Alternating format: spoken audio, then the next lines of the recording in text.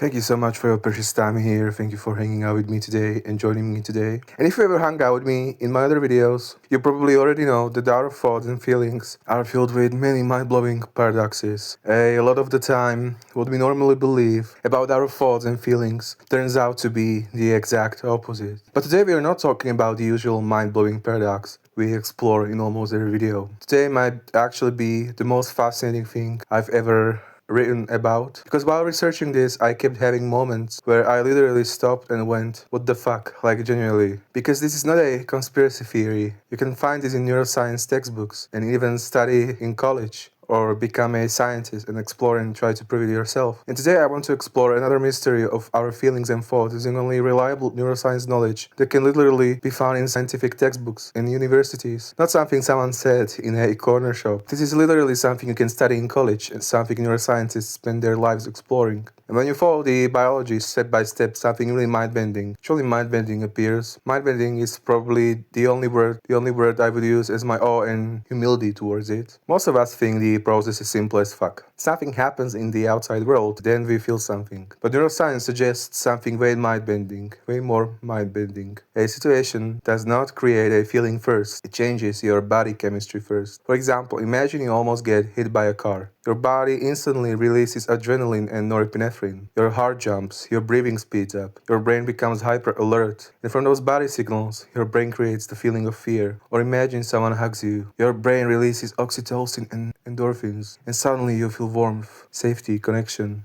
Or imagine you achieve something you worked for. Your brain releases dopamine. That chemical creates motivation and reward. Or imagine being under pressure for days. Your body releases cortisol, the stress hormone. Too much of it can make the whole world suddenly feel heavier and darker. So the outside world does influence how you feel, but not exactly we thought. It influences the chemistry inside your body first, and then your brain reads those body signals. And from those signals appear the colors of emotion and thought. Of course, thoughts and emotions aren't just from body signals, they're from memory, past experience, etc. But the colors of emotion and thoughts are majorly from body signals. And when I started realizing this, I honestly had another moment where I just sat there thinking, wait, what the fuck? Because even though situations can change your chemistry, the internal balance of your body still plays the biggest role in how strong those emotions feel. Hormones, blood sugar, energy levels, nervous system, immune system, sleep. We talk about it in other videos, I don't want to talk about it here too much. All of these things change how the brain interprets the same situation,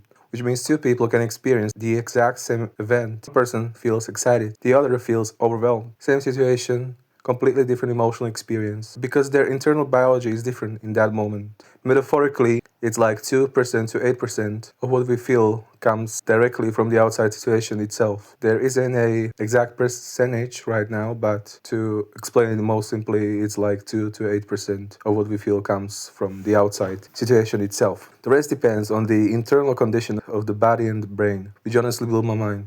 Because think about what that means. Depression or emotional pain is still often described like a weakness, like someone is failing. But neuroscience paints a completely different picture. Your brain is constantly reading signals from the body. Hormones like cortisol, endorphins, norepinephrine, serotonin, immune signals, energy levels like glucose, stress chemicals like norepinephrine and cortisol. Thousands of signals every second. And from those signals, the brain constructs the feelings and thoughts you experience. Which means blaming yourself for how you feel is actually very irrational. Your brain is essentially, I would call it, trying to explain the chemistry it is feeling. This does not mean you have no free will. You still have memory, experiences, learning, values, personality. All of these things influence how your brain interprets situations. But the way how the brain chooses from memory, experiences, learning, values, personality, the main bomb behind how strong something feels is biology. Why one thought suddenly feels extremely negative? Why the same situation one day feels manageable and another day feels overwhelming?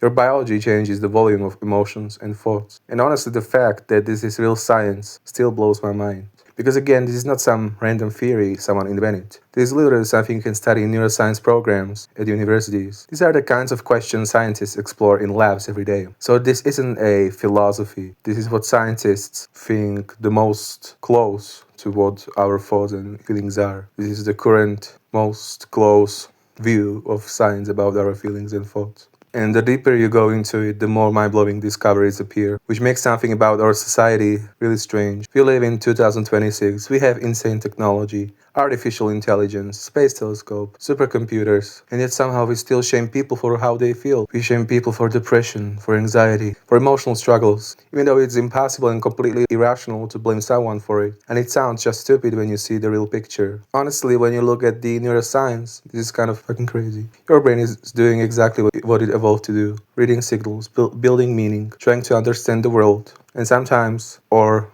basically most of the time, most of them do not come from the outside world, but from inside your own biology. And this is really interesting because this brings us to a really strange question. Can you just decide to be happy or decide to be sad, like you think more heavily and boom, you're happy, or boom, you're sad? It might sometimes look like that from the outside, but when you look at the biology, it's actually much more complicated. You can't simply think harder and force yourself to feel happy or sad. And you can't just decide to suddenly feel worse either. Your thoughts and emotions are built from many layers working together: biology, memory, experiences, your nervous system, your brain interpreting signals. And this is really hard for me to explain, and I'm not a scientist. I'm just trying to use as much verifiable and verified, reliable information as possible. So if I ever made a mistake, I'm trying to simplify science. I'm trying to be as much accurate as possible, but I'm also a human being. I'm trying to really use as much verified information, but also I'm an average human being, so I'm just really curious and I love exploring this, and I think niche about feelings and emotions and thoughts is really important, and we all have the access